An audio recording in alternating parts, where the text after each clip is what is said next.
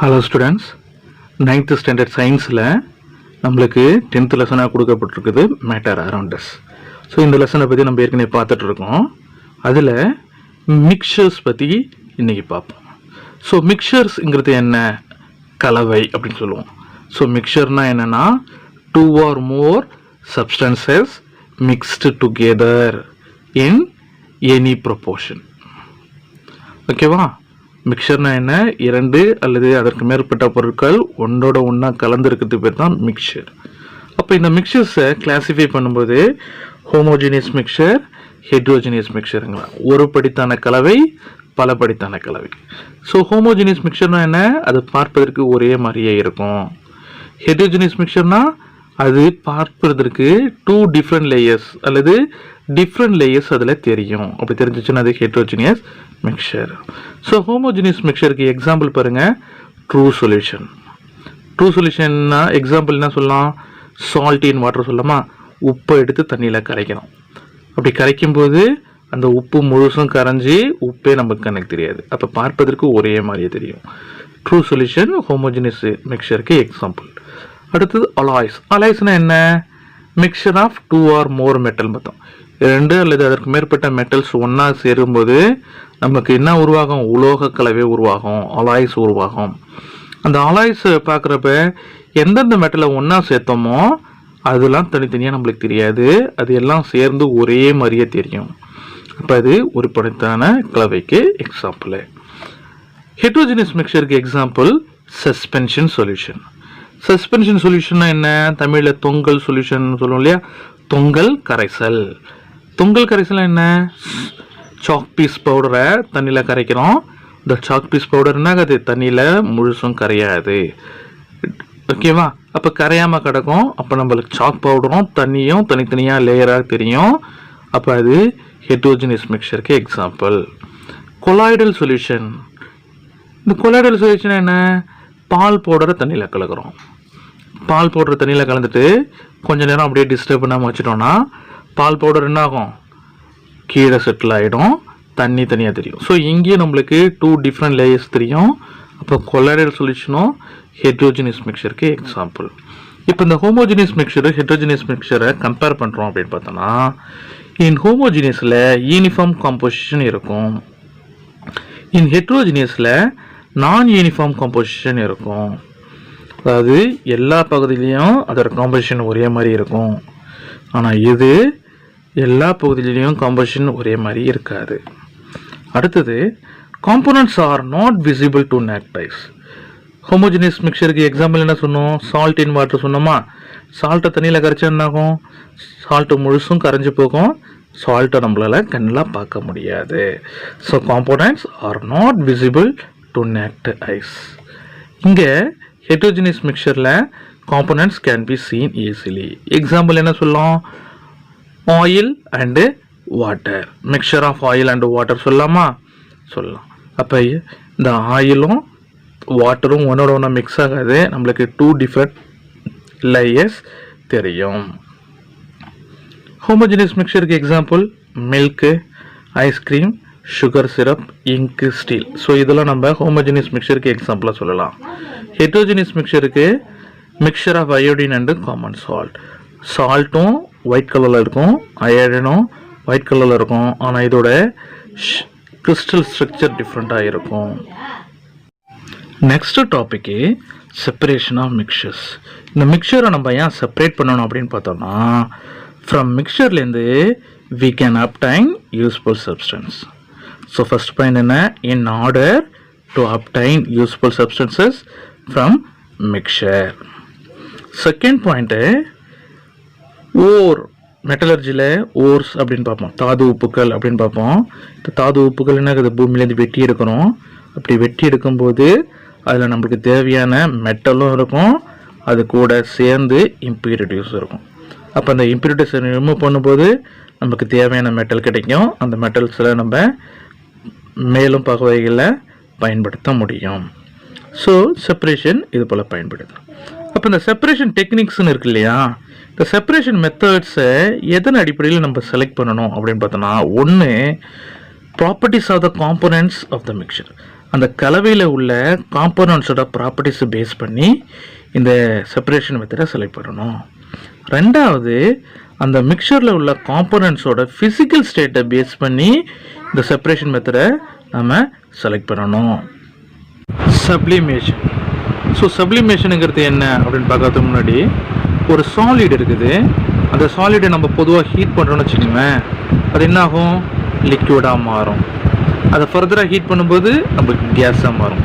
ஆனால் certain substances on heating, certain solid substances on heating becomes vapor without attaining liquid state.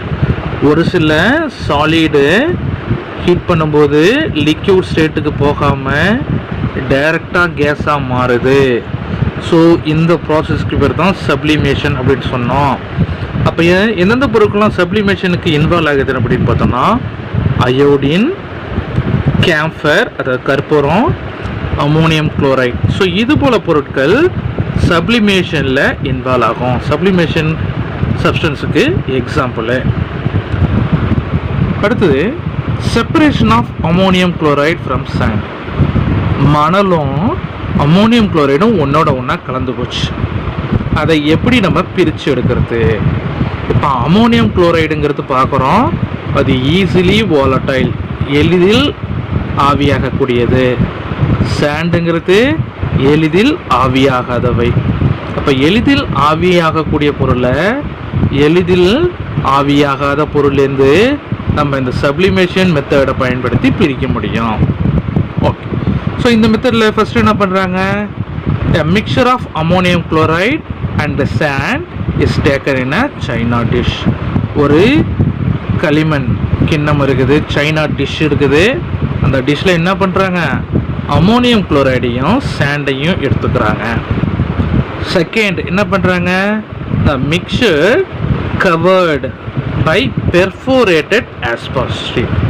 So இந்த கலவை மேலே என்ன வைக்கிறாங்க, துளையிடப்பட்ட ஆஸ்பெஸ்டாஸ் ஷீட்டை வைக்கிறாங்க. அடுத்தது என்ன பண்ணுறாங்க, an inverted funnel is placed over asbestos. அந்த துளையிடப்பட்ட ஆஸ்பெஸ்டாஸ் ஷீட் மேலே ஒரு ஃபனலை தலைகீழாக கவுத்து வைக்கிறாங்க. அடுத்து fourth point, the open end of funnel is closed by using cotton or wool. இந்த திறந்த முனையை பஞ்சையோ அல்லது கம்பளியே கொண்டு என்ன பண்ணுறோம், நம்ம கவர் பண்ணுறோம், க்ளோஸ் பண்ணுறோம். Fifth point on heating. இதை ஹீட் பண்ணும்போது என்ன ஆகும், அமோனியம் குளோரைட் ஈஸியாக ஆவியாகும் இல்லையா? அப்போ அது ஆவியாக மாறி அந்த ஆஸ்பெஸ்டாஸ் ஷீட்டில் இருக்கக்கூடிய துளைகள் வழியாக வெளியில் வருது. அப்படி வெளியில் வந்து என்னாகும், இந்த ஃபனலோட சைட்ஸில் ஒட்டிக்கிட்டு நம்மளுக்கு என்ன கிடைச்சிடும், அமோனியம் குளோரைட் இந்த வால்ஸ் ஆஃப் ஃபனல்லையும் sand remains in the china டிஷ்லையும் இருக்கும். ஸோ இதன் மூலமாக நம்ம என்ன பண்ணலாம், ஈஸிலி வாலடைல் சப்ஸ்டன்ஸை ஈஸிலி நான் வாலடைல் சப்ஸ்டன்ஸ்லேருந்து பிரிக்க முடியும். ஸோ இதான் அவங்க சொல்லியிருக்காங்க பாருங்க, non volatile substance remains in the china dish.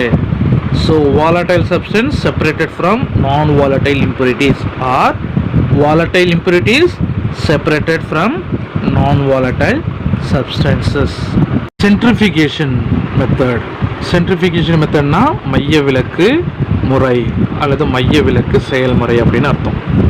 So இந்த centrifugation மெத்தடில் நம்ம எந்த பொருளை எதுலேருந்து செப்பரேட் பண்ணலாம் அப்படின்னு பார்த்தோம்னா, fine insoluble solids separated from solid liquid mixture. So ஒரு சாலிடும் லிக்விடும் சேர்ந்த ஒரு கலவை இருக்குது. அந்த கலவையில் இருக்கக்கூடிய இந்த சாலிட் எப்படி இருக்குது, மிக நுண்ணிய ஆனால் கரையாத பொருளாக இருக்குது.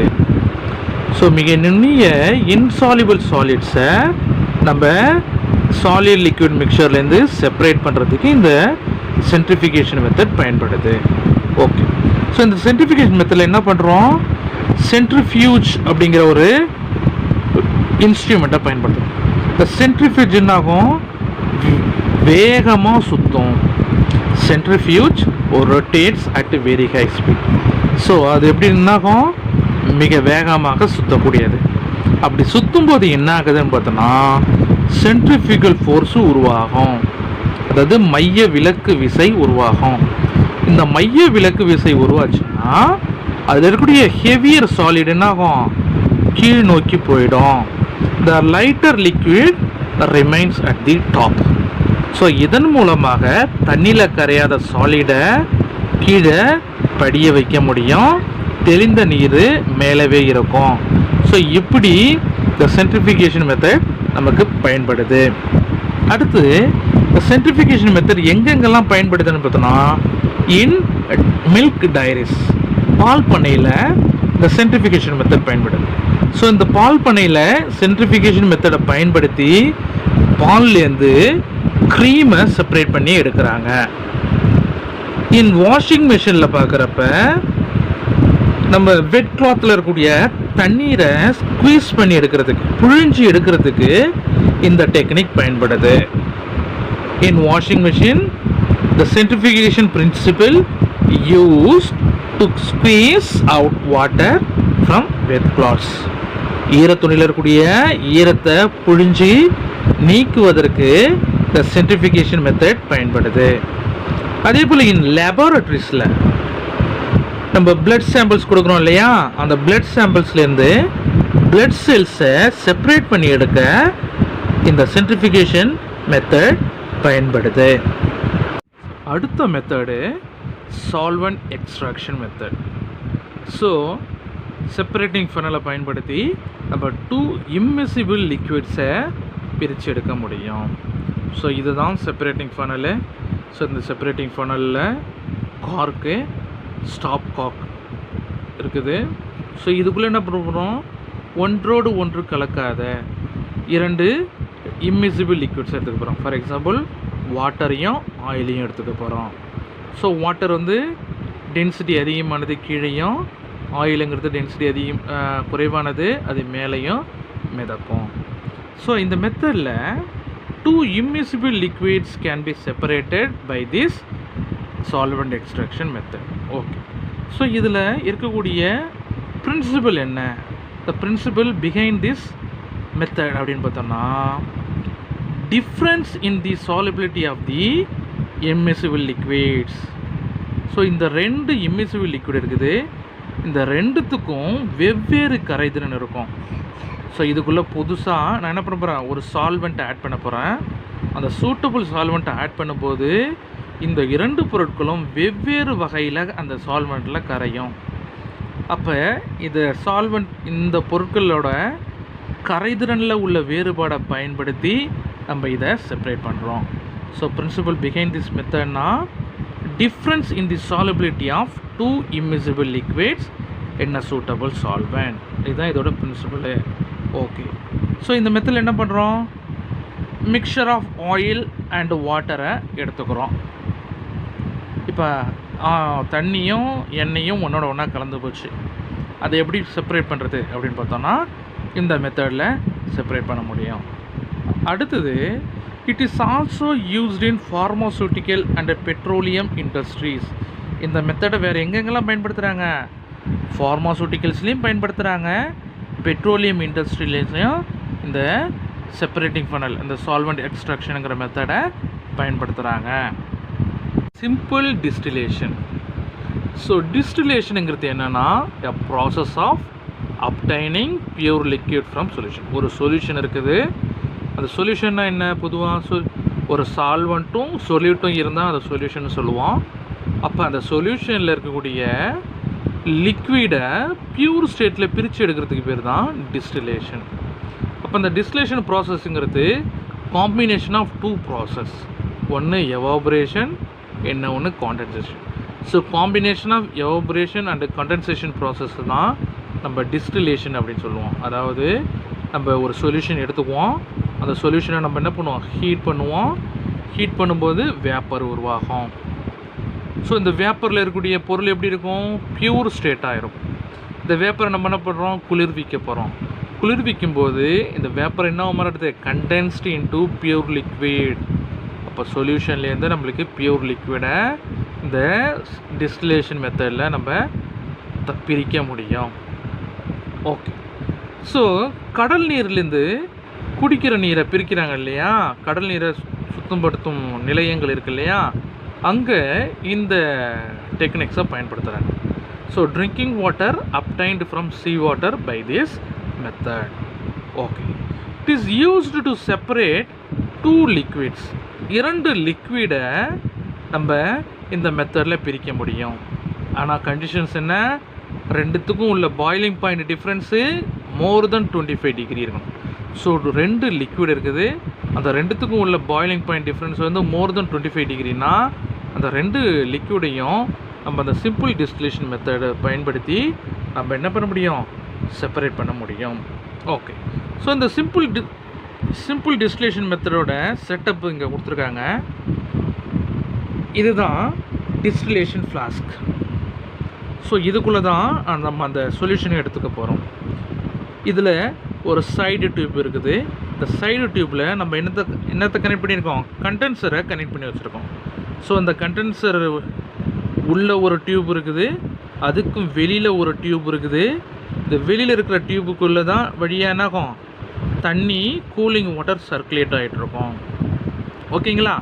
ஸோ இன்னொரு டியூப்னா எதுக்கு பயன்படுது அப்படின்னு பார்த்தோன்னா, இங்கே ஒரு சொல்யூஷனை எடுத்துக்கிறோம், அந்த சொல்யூஷன் நம்ம ஹீட் பண்ணுறோம். அப்படி ஹீட் பண்ணும்போது அந்த சொல்யூஷன் வேப்பராக மாறும். அப்படி வேப்பராக மாறி இந்த சைடு டியூப் வழியாக வந்து இந்த இன்னர் டியூப், கண்டென்சரோட இன்னர் டியூப் வழியாக வரும், பாஸ் ஆகும். அப்படி இந்த இன்னர் டியூப்பில் வேப்பர் போகும்பொழுது அவுட்டர் டியூப்பில் நம்ம என்ன பயன்படுத்துகிறோம், கூலிங் வாட்டரை பயன்படுத்துகிறோம். அப்படி கூலிங் வாட்டரை பயன்படுத்தும் போது அந்த கூலிங் வாட்டரில் இருக்கக்கூடிய அந்த சில்னஸ், கூலிங்னஸ் என்னாகும், உள்ளே இருக்கக்கூடிய வேப்பரை குளிர்விக்கும். இப்போ உள்ளே இருக்கக்கூடிய வேப்பர் என்னாகும், குளிர்விக்கும் போது லிக்விட் ஸ்டேட்டாக மாறும் இல்லையா. அப்போ இந்த வேப்பருங்கிறது பியூர் ஸ்டேட்டில் இருக்கும், பியூராக இருக்கும். அப்போ அந்த வேப்பர் பியூராக இருக்கக்கூடிய வேப்பர் என்ன ஆகுது, நம்மளுக்கு லிக்யூடாக மாறுது. அப்போ இந்த லிக்யூட் நம்மளுக்கு பியூர் ஸ்டேட்டில் கிடச்சிடும். ஸோ இதுதான் சிம்பிள் டிஸ்டிலேஷன் மெத்தடு. ஓகேவா. ஓகே. ஸோ இந்த மெத்தடில் ஃபஸ்ட்டு என்ன பண்ணுறோம், distillation flask is fitted with the condenser. Distillation flask கூட என்னத்தை சேர்க்கிறோம், வாட்டர் கண்டென்சரை சேர்க்குறோம். ரெண்டாவது, a thermometer is inserted through one holed stopper அப்படின்னு சொன்னோம். ஒரு துளையிடப்பட்ட அடைப்பான வழியாக நம்ம என்ன பண்ணுறோம், ஒரு தெர்மோமீட்டரை இதில் சொருகி இருக்கிறோம். ஓகே. ஸோ இந்த தெர்மோமீட்டரோட அந்த பல்பு இருக்குது இல்லையா, அது என்ன இருக்கணும், இந்த சைடு டியூப்பை விட சற்று கீழே அழுந்தி இருக்கணும். ஓகேவா. அடுத்து மூணாவது, on heating sea water, heat பண்ணும்போது இதில் இருக்கக்கூடிய உப்பு நீர் என்னாகும், ஆவியாக மாறும். அதாவது உப்பு நீர்னா உப்பும் தண்ணியும் இருக்குது. அப்போ அதில் இருக்கக்கூடிய தண்ணி என்ன ஆகுது, ஆவியாக மாறுது. ஆவியாக மாறி இந்த கண்டென்சரோட இன்னர் டியூப்பில் போகுது. அப்போ அந்த இன்னர் டியூப்பில் இருக்கக்கூடிய வேப்பர் என்ன ஆகும், வெளியில் உள்ள கூலிங் வாட்டரால் கண்டென்ஸ் ஆகி நம்மளுக்கு பியூர் வாட்டர் நம்மளுக்கு தனியாக கிடச்சிடும். ஸோ இதுதான் சிம்பிள் டிஸ்டிலேஷன் மெத்தட். ஸோ இதில் உப்பு நீரில் இருக்கக்கூடிய நீரெல்லாம் வெளில வந்துடுச்சு. அப்போ அதில் இருக்கக்கூடிய உப்புனா இருக்கும், அங்கேவே தங்கியிருக்கும். அந்த உப்பு நம்மளுக்கு என்னவா கிடைக்குது, ரெசிடிவாக கிடைக்குது. இன்றைக்கி இந்த வீடியோவில் 9th ஸ்டாண்டர்ட் சயின்ஸில் மேட்டர் அரவுண்ட் அஸ் அப்படிங்கிற ஒரு லெசனை பார்த்தோம். இந்த லெசனில் நம்ம பார்த்த டாபிக்ஸ் என்னென்ன அப்படின்னு பார்த்தோன்னா, மிக்சர்ஸ் பற்றி பார்த்தோம். டைப்ஸ் ஆஃப் மிக்சரில் ஹோமோஜினியஸ் மிக்சர், ஹெட்ரோஜினியஸ் மிக்சர் பார்த்தோம். அடுத்து செப்பரேஷன் ஆஃப் மிக்சர்ஸோட இம்பார்ட்டன்ஸ் பார்த்தோம். அடுத்து some of the separation techniques பார்த்தோம். ஸோ என்னென்ன டெக்னிக்ஸ் பார்த்தோம் அப்படின்னு பார்த்தோன்னா, ஒன்று சப்ளிமேஷன் டெக்னிக்ஸ் பார்த்தோம். அடுத்து சென்ட்ரிஃபிகேஷன் அப்படிங்கிற ஒரு மெத்தட் பார்த்தோம். அதுக்கடுத்து சிம்பிள் டிஸ்டிலேஷன் பார்த்தோம். அதுக்கடுத்தது சால்வெண்ட் எக்ஸ்ட்ராக்ஷன். ஸோ இது போன்ற பல செப்பரேஷன் டெக்னிக்ஸை பற்றி பார்த்தோம். அடுத்த வீடியோவில் செப்பரேஷன் டெக்னிக்ஸில் ஃப்ராக்ஷனல் டிஸ்டிலேஷனா என்ன, குரோமட்டோகிராஃபினா என்ன அப்படிங்கிறத பற்றி நம்ம விரிவாக பார்ப்போம். தேங்க்யூ.